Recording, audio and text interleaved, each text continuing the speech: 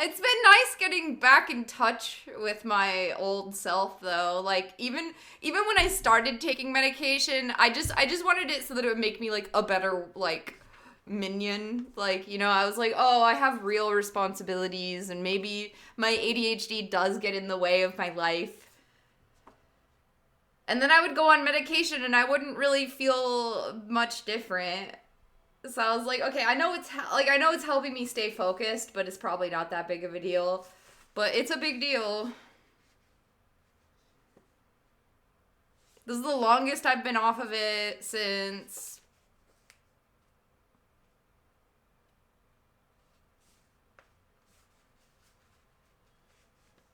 I don't know, maybe 10 years. Cuz after I got out of cuz I used to have to take it cuz I was bad in school. And when you're bad in school and you're a minor, they force you to take medication or they force you to do things or they say, "Oh, well, you should." It's heavily implied that they're forcing you, but they're like, "Well, you're not doing your homework, so you should do this." The violence inherent in the system, I'm being oppressed. And then you know what I'm saying? Like where I was in school and I had medications. But then when I got out of school, I just stopped taking them. And I didn't think it was that big of a deal. And then until I got like some real job responsibilities and I was like, "Oh, well, I just want to make sure I'm not fucking up." I have nightmares about flunking out of school and messing up a job or something. So then I talked to my doctor about it and they prescribed me to have a medication that I had already been on before. And that worked for me for 10 years. This is the longest I've been off of it in 10 years. And I'm losing my goddamn mind, man. Bad how? Well, they say that you should be medicated if it's affecting your quality of life, which sounds subjective. But it's really not. It's actually kind of objective. Like, if you forget really important things, that's pretty much the best way to know. Like, that's like the most objective way to know is if you watch somebody doing things that aren't even in their best interest. Like, some people, they try to manipulate the system. Or there's people who function perfectly fine and they still want drugs, But if it's getting in the way, like where you don't eat or it's fucking up your life or you want to, like, I don't know. It's very subjective in a way, but there's also objective measurements that you can take that show that it's actually affecting your quality of life. And then you get to go through the fucking trial and error of actually finding a treatment that works, which is not fun.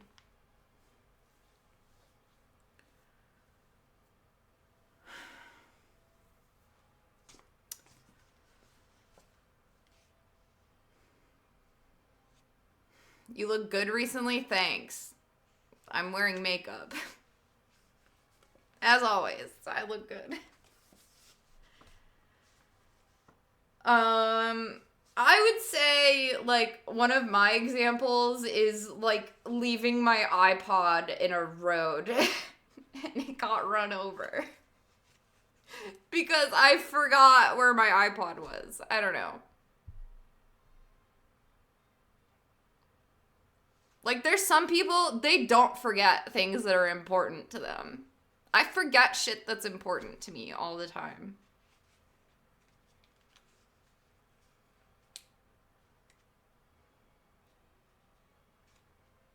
And I would say that affects my quality of life. Or getting so distracted during Monday book club that you can't even remember a fucking bulleted list.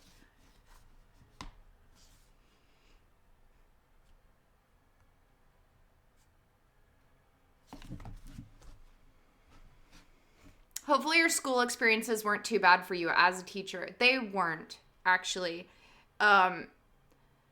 The really hard part was all of the people who tried to help me, and it wasn't enough.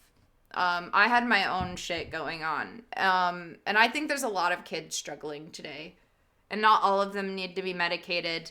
Our system is so fucked up.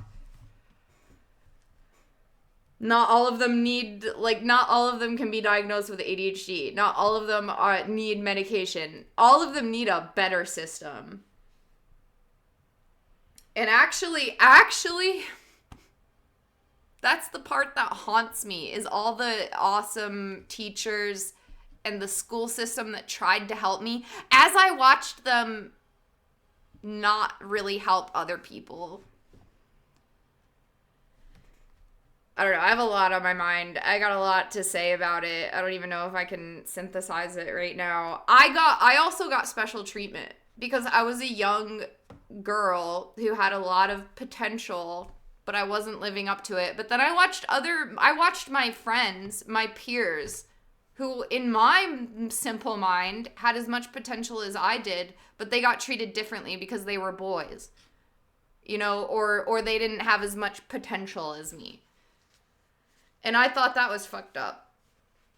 But I do remember, like, appreciating the teachers that tried to help me and all of the people in my life that did their best for me. And then that's the part that haunts me, was that even that wasn't enough. So I had a really bad experience in school, but it could have been worse. And a lot of it I felt like was my fault. So it's rough. It's rough to feel like I let people down who were helping me because I was letting them down, and then I let them down even more, and everything they did for me, I still ended up dropping out. But I hope they know that I remember that. I remember their kindness and their accommodations.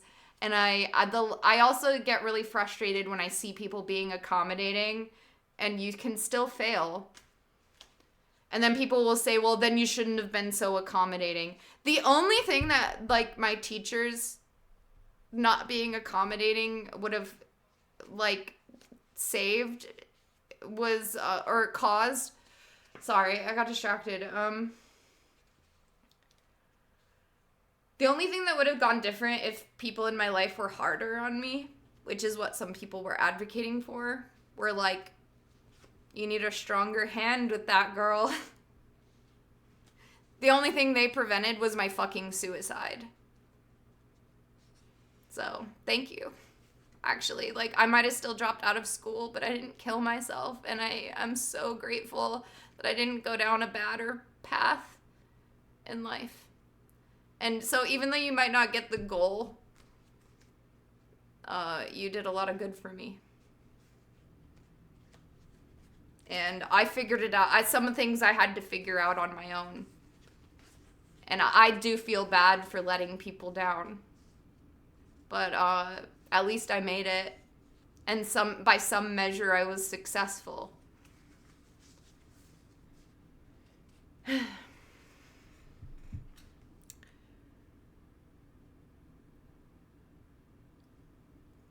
So yeah, I didn't graduate school, but I'll never forget.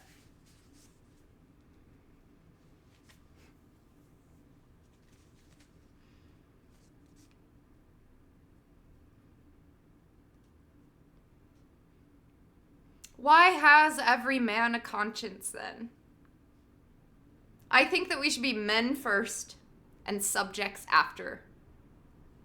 It is not desirable to cultivate a respect for the law so much as a respect for the right. The only obligation which I have the right to assume is to do at any time what I think is right. It is truly enough said that a corporation has no conscience, but a corporation of conscientious men is a corporation with a conscience. Law never made men a whit more just, and by means of their respect for it, even the well-disposed are daily made agents of injustice. A common and natural result of an undue respect for the law is that you may see a file of soldiers, colonel, captain, corporal, privates, powder monkeys, and all, marching in an admirable order over hill and dale to the wars, against their wills, Aye, against their common sense and consciences, which make it very steep marching indeed, and produces a palpitation of the heart. They have no doubt that it is a damnable business in which they are concerned. They are all peaceably inclined. But now, what are they? Even if they were all peaceably inclined, having an undue respect for the law leads you to marching in an order against your will. So now what are they? Men at all? Or small movable forts and magazines at the service of some unscrupulous man in power? Visit the Navy Yard and behold a Marine, such as a man an American government can make, or such as it can make a man with its black arts. A mere shadow and reminiscence of humanity. A man laid out alive and standing, and already, as one may say, buried under arms with a funeral accompaniment. And here's a little song. Not a drum was heard, not a funeral note. As his course to the rampart we hurried, not a soldier discharged his farewell shot, o'er the grave where our hero we buried. I don't know.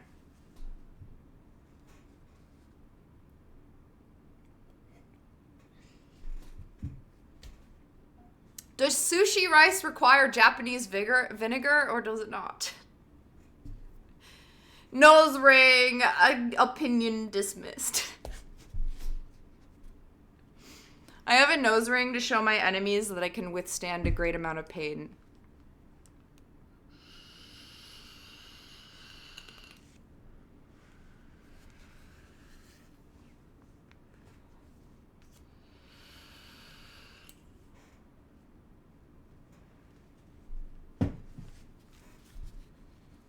The mass of men who serve the state thus, not as men mainly, but as machines, with their bodies. They are the standing army, the militia, jailers, constables, posse comitatus, etc.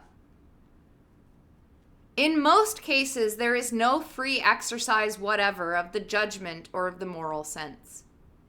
But they put themselves on a level with wood, and earth, and stones. And wooden men can perhaps be manufactured that will serve the purpose well. Wooden men could be manufactured that would serve the purpose as well. Hey, Ice, even you are gonna get replaced by robots. Shoes on the other foot now, ain't it?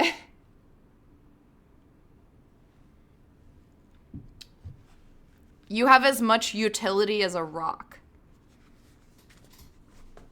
You blunt instrument, you.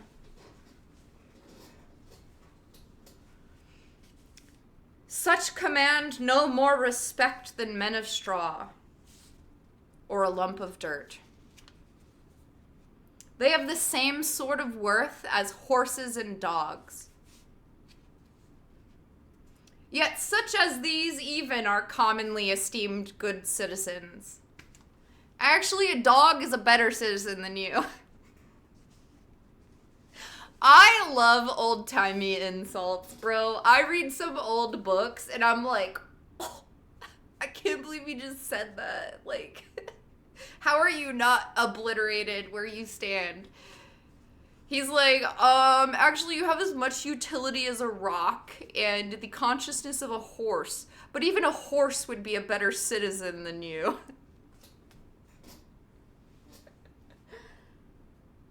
You have the same worth as a dog, but actually a dog would be better than you. Drops mic. Others, as most legislators, politicians, lawyers, ministers, and office holders, serve the state chiefly with their heads.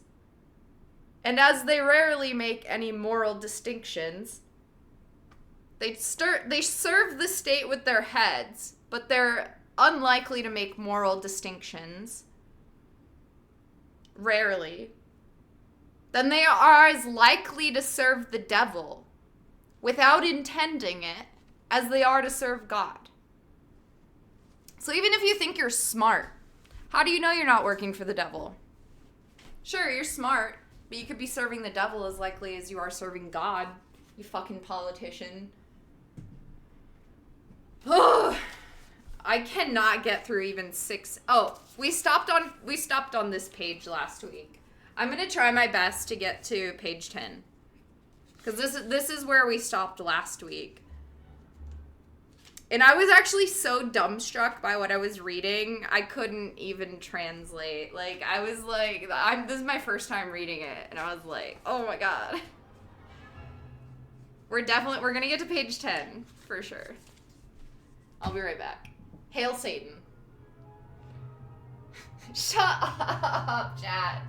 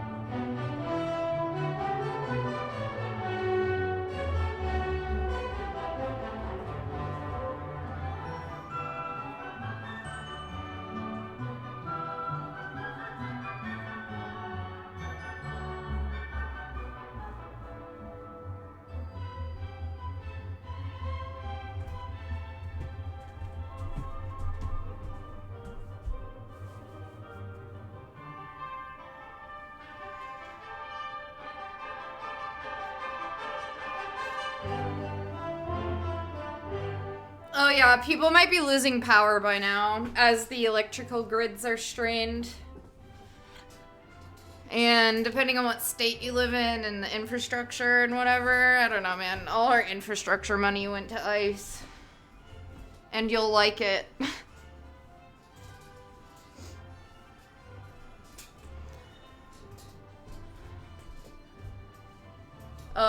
But we're good. Actually, the first few days, I was having a bunch of, like, server issues and fucking weird cuts on my stream, but now it seems stable. Michigan's got it figured out. But I bet other people are freaking the fuck out.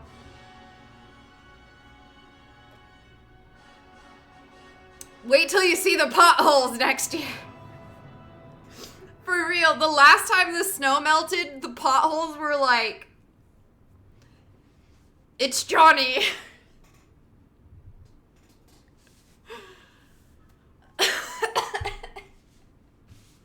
Like, they just were busting through, dude. It was crazy. Even just, like, this year. Like, the last time, like, right before this big freeze, the potholes that weren't fixed were insane. There were new potholes in the potholes in the potholes. So I don't even know what it's gonna look like after this.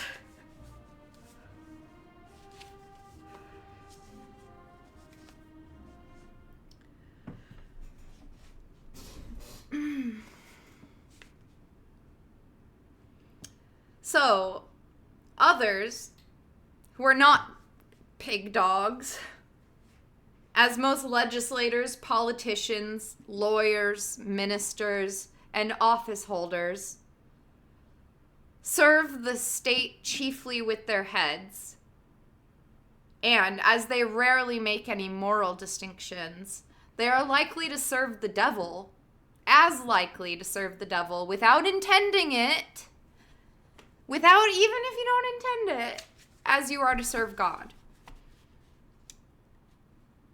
A very few as heroes, patriots, martyrs, reformers in the great sense, and men serve the state with their consciences also, and so necessarily resist it, for the most part.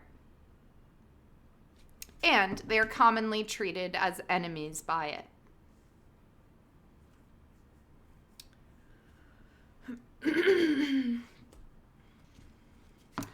A wise man will only be useful as a man.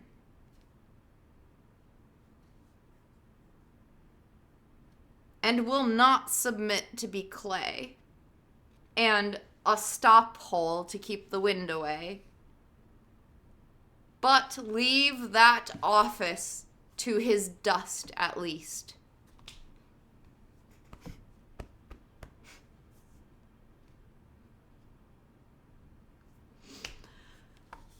I am too high-born to be propertied, to be a secondary at control, or useful serving man and instrument to any sovereign state throughout the world. That man who was killed 2 days ago, we'd be lucky if his dust remained.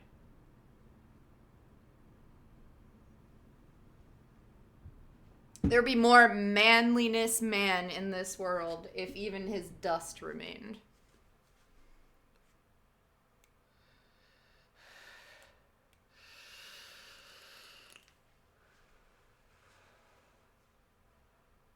Ashes to ashes, but sometimes you just wish the ashes would remain.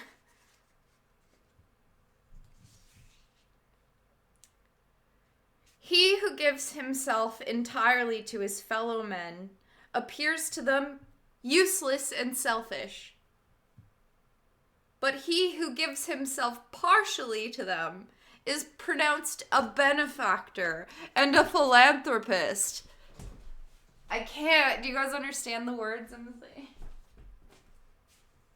This is why I had to stop. And this was last Monday I had to stop. A man who gives himself wholly to a cause is seen as an idiot. A man who gives himself entirely to his fellow men appears to them useless and selfish. But he who gives himself partially to them is pronounced a benefactor and philanthropist. How does it become a man to behave towards this American government today?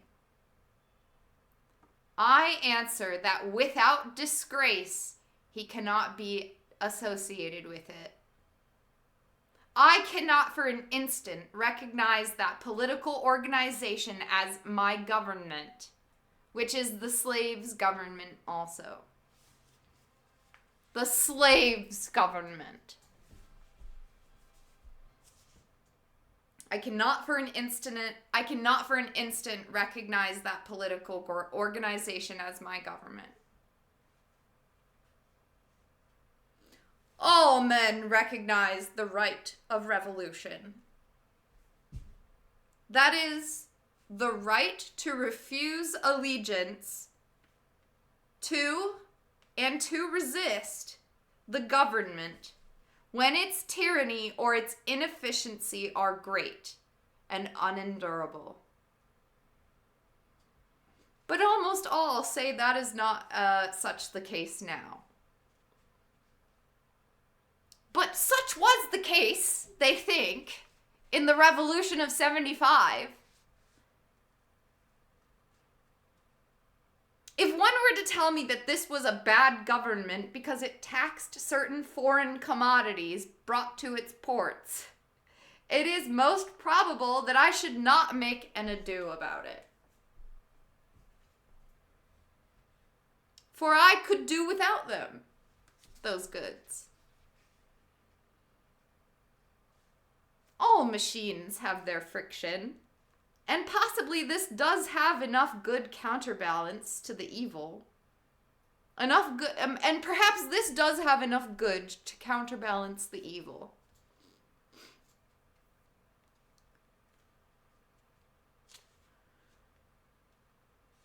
At any rate, it is a great evil to make a stir about it. But when the friction comes to have its machine, and oppression and robbery are organized, in other words, when a sixth of the population of a nation which has undertaken to be the refuge of liberty are slaves, and a whole country is unjustly overrun and conquered by a foreign army and subjected to military law, I think that it is not too soon for honest men to rebel and revolutionize. What makes this duty the more urgent is the fact that the country so overrun is not our own, but ours is the invading army. Thank you, Otaku, for 86 months. Paley. What? Oh, it's a person. Paley, a common authority which many on moral... Oh. I see. What makes this duty the more urgent, honest men to rebel and revolutionize, what makes this duty more urgent is the fact that the country so overrun now is not our own, but ours is the invading army.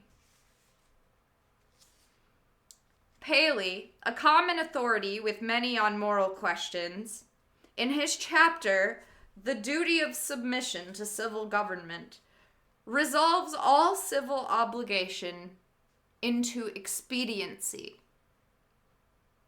And he proceeds to say that so long as the interest of the whole society requires it, that is, so long as the established government cannot be resisted or changed without public inconveniency, it is the will of God that the established government be obeyed.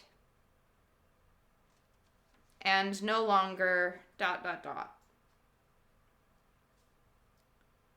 This principle being admitted, the justice of every particular case of resistance is reduced to a computation of the quantity of the danger and grievance on the one side, and the probability and the expense of redressing it on the other.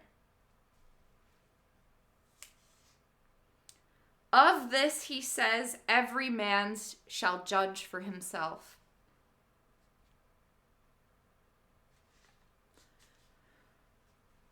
But Paley appears never to have contemplated those cases to which the rule of expediency does not apply, in which a people, as well as an individual, must do justice, cost what it may.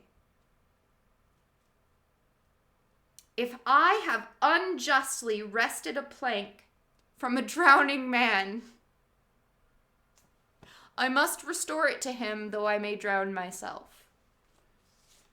This, according to Paley, would be inconvenient. But he that would save his life in such a case shall lose it. He that will save his life in such a case shall lose it.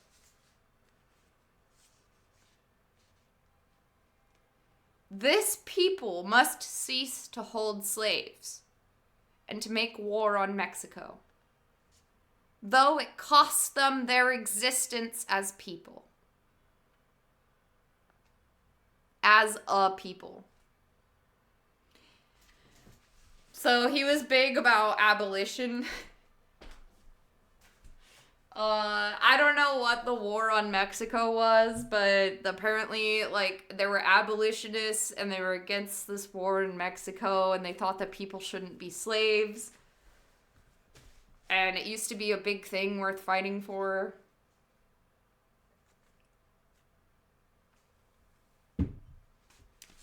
Henry David Thoreau got arrested for it.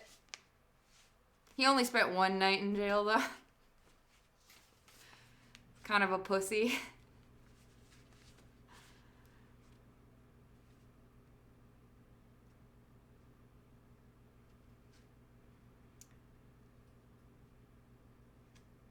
This people must cease to hold anti-disestablishmentarianism. We will gnaw at the ankles.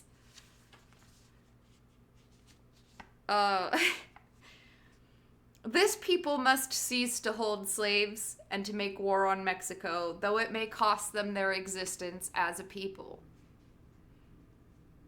In their practice, nations agree with Paley. But does anyone think that Massachusetts does exactly what is right at the present crisis? And that's where my favorite poem was revealed. A drab of state, a cloth of silver slut, to have her train borne up and her soul trail in the dirt. Yeah, you don't want to get your train dirty. But your soul, that can always be dry cleaned. Practically speaking, the opponents to a reform in Massachusetts are not 100,000 politicians at the South, but 100,000 merchants and farmers here, who are more interested in commerce and agriculture than they are in humanity,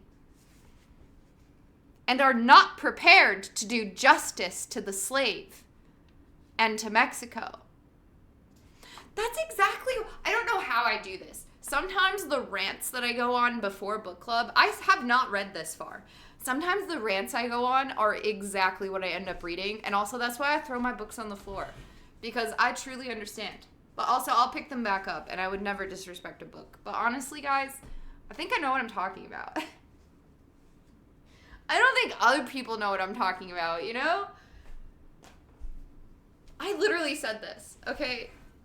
I will rewrite this in Valley Girl lingo, okay?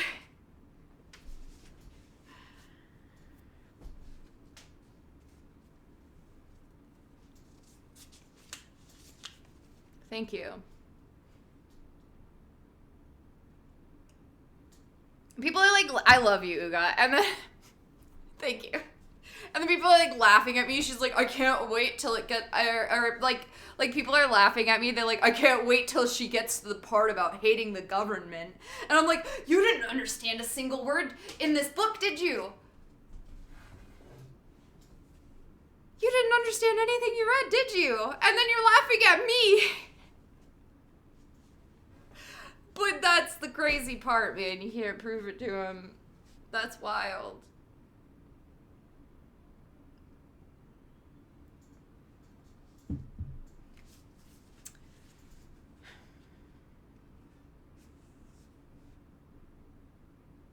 Opponents to a reform in Massachusetts are not 100,000 politicians in the South, but 100,000 merchants and farmers here, who are more interested in commerce and agriculture than they are in humanity, and are not prepared to do justice to the slave and to Mexico, cost what it may. I quarrel not with far-off foes, but with those who near at home cooperate with and do the bidding of those far away, and without whom the latter would be harmless. We are accustomed to say that the mass of men are unprepared, but improvement is slow, because the few are not materially wiser or better than the many. The few are not materially wiser or better than the many. And because of that, improvement is slow. And because of that, we are accustomed to say that the mass of men are unprepared. It is not so important that many should be as good as you, as that there be some absolute goodness everywhere, somewhere, for that will leaven the whole lump. There are thousands who are in opinion opposed to slavery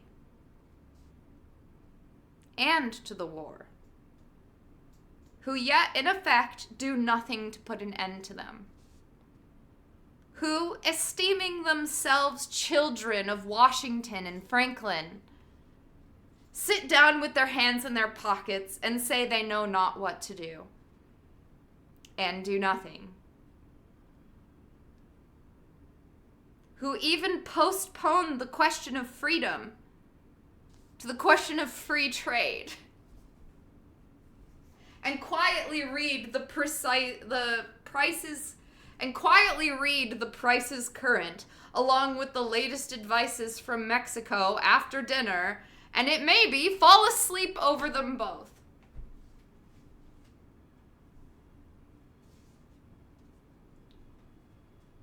What is the price current of an honest man and a patriot today? They hesitate and they regret. And sometimes they petition. But they do nothing in earnest and with respect. With effect. They will wait, well disposed, for others to remedy the evil. And they may no longer have it to regret. At most, they give only a cheap vote, and a feeble countenance, and a Godspeed to the right as it goes by them. There are 999 patrons of virtue to one virtuous man.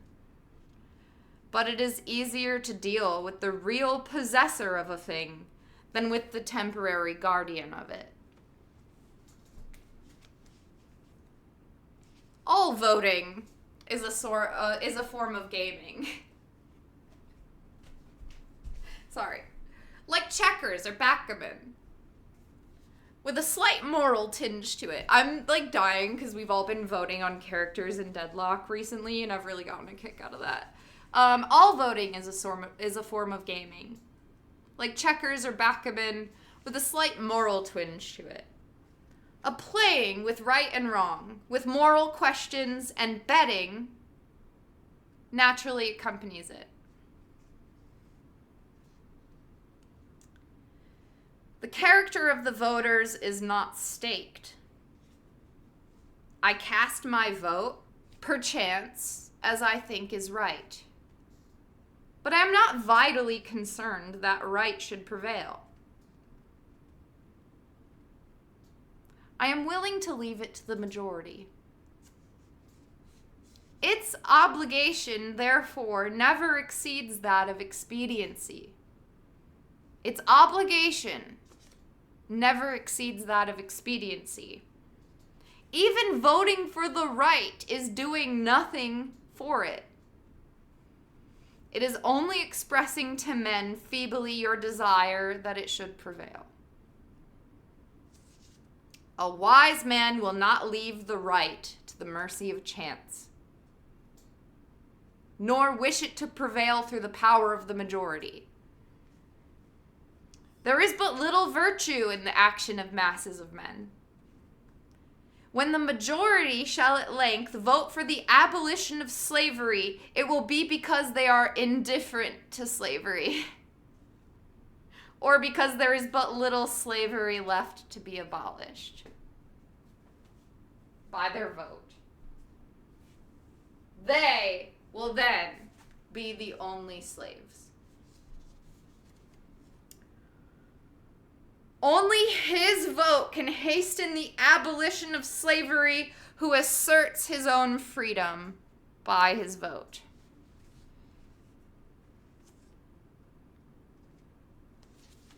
All right, I'm going to stop there. Fuck you. I won't do what you tell me.